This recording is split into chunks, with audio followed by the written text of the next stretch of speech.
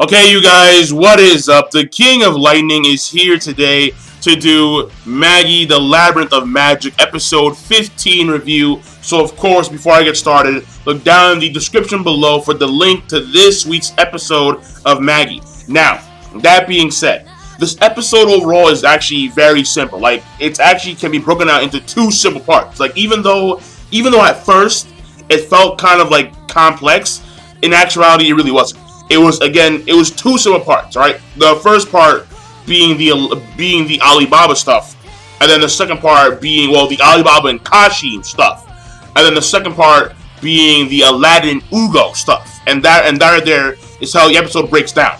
So, and people, man, this series so far, even though apparently in accordance with the manga, it is fairly fast paced. I mean, I don't read the manga, but I've heard from people who read the manga that in fact the anime is fast paced.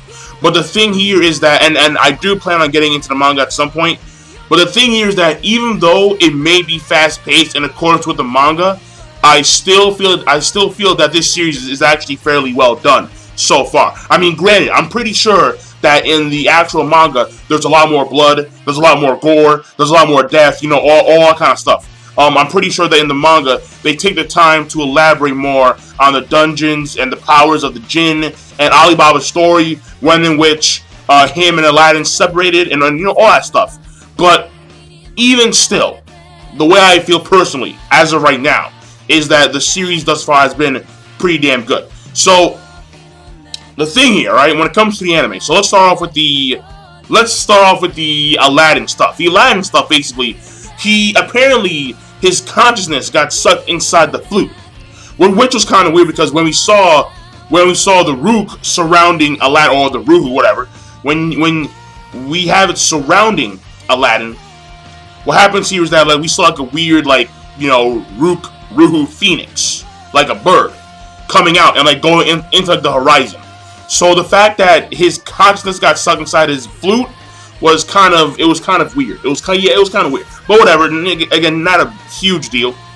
What ends up happening is that apparently he's talking to Ugo. All right, and Ugo like without his body, just his head.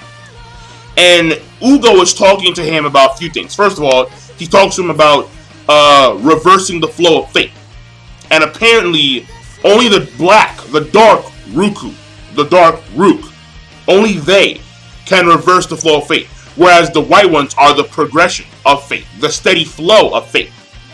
And the way he explained it is that humans naturally flow towards progression, but the dark ones are regression. It's very simple. It's a progression, regression synopsis, where progression is positive, regression is negative, and then that's the way it is.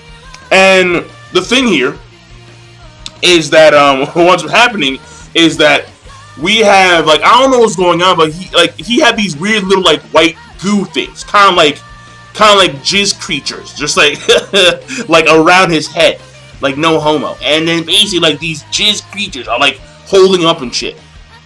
And then they turn to a jizz wing. It was very weird. But basically what's happening here is that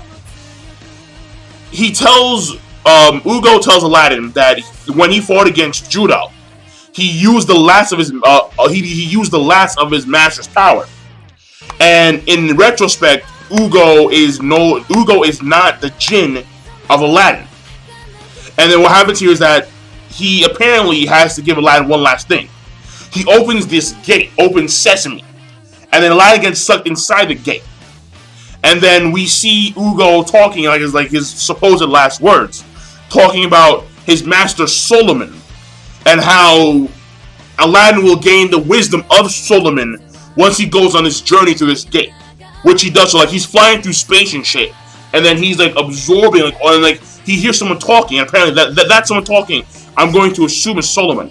And now apparently Aladdin's going to gain all the knowledge of Solomon, being a Magi, and then that's the way it ends off with Aladdin.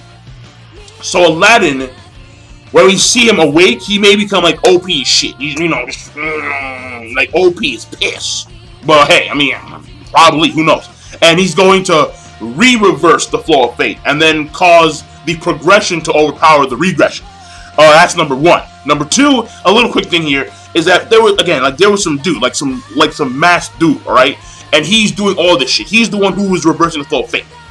And then what we see is that we see the banker guy, and the banker guy, I've been told now, his name is Mark Hero, all right, and the banker Mark Hero, basically it's like he was doing that same shit, but then the other dude came in there, and he's like, I will not allow those of the Holy Palace to interfere. And then he grabs the banker's face and like crushes him, and like the banker disappears as Dark Rook. I was like, what the hell just happened? Like, I don't know. That scene there was like I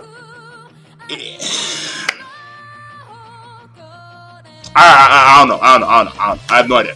So, but whatever, right? Part one, in my opinion, that gets a good rating. That was a good. It does seem like a little bit of a power, but it does make sense considering the fact that he's a Magi, and the Magis are supposed to be, you know, like descendants or related to Solomon himself. So yeah, it does make sense. Now the thing here, right? When it comes to part three, Alibaba and Kashim stuff, that was good. That was good. Because we have Kashim, he comes in there, and then he talks to people about A, the deaths that they have suffered, B, the fact that the fact that what the king did and what the nobility did does not exclude them, because now that there's a quote-unquote democracy or a republic. And then C is the fact that we need to kill all these royals, all these nobles, and then we need to take revenge for our people. And then the one girl behind him used her her sword, and then she influenced those around her. And plus because there was the reverse of fate and the Dark Rook flying around, yeah, they were motivated, and like they were now they're going in there, and now basically like they stormed in. Well, the people are trying to storm in, and of course the guards are blocking them. But the guards and the people are not fighting. Kashim and his boys have now infiltrated the actual inner palace, and then they get cut off by Alibaba. Alibaba, he goes ham. He goes ham. Like after a few talking here and there, he goes ham. He winds up beating up he winds up fairly easily taking out, you know, Kashim and the rest of them, but he won't kill Kashim. That's the way it is, because you know they're friends. And by the way, it was kind of cool how when when they were fighting, they had a speech like a little quick speech, and then at the end of the speech, it's not really important, but at the end of the speech, it was basically, so Kashim, you want to become king? And Kashim was like, maybe, I don't know. So it kind of shows you that there is an influx of character with Kashim here. Like, he wants to save the people, he wants to take revenge for the people, but at the same time, in order to do so, he may or may not want to become the king himself, and then run things his way, and show them that, fuck the nobility, I'm not a noble, but I'm still king. So, I mean, there's an influx of character when it comes to Kashim. And what's happening here is that Aladdin won't kill Kashim. Kashim walks away. The guards have pinned down all of his men. And then Kashim takes his sword, raising the sky. And apparently the other guy told him, if you do this, and like if you stab yourself, and like if you take in like all this dark, if you take in the reverse flow of fate, then you can become more powerful. And like, you know, you will take in all the swords. And that's what he does. He stabbed himself, and then the swords around him, the swords from his other comrades start to flow around him. They stab him again. They go inside his body, and then he hulks up. Then he turns into like this big black demon, like a big black winged demon. And that is the end of the episode. So, and that part was good. So part 1 was good. Part 2, I don't know. Part 3, good. So the thing here is that we have 3 parts, and the 3 parts overall, they consist of we're gonna give it an overall good rating. I will say is that the Solomon stuff, it does seem a little bit like rushed, but at the same time, it does make sense because he's a Magi.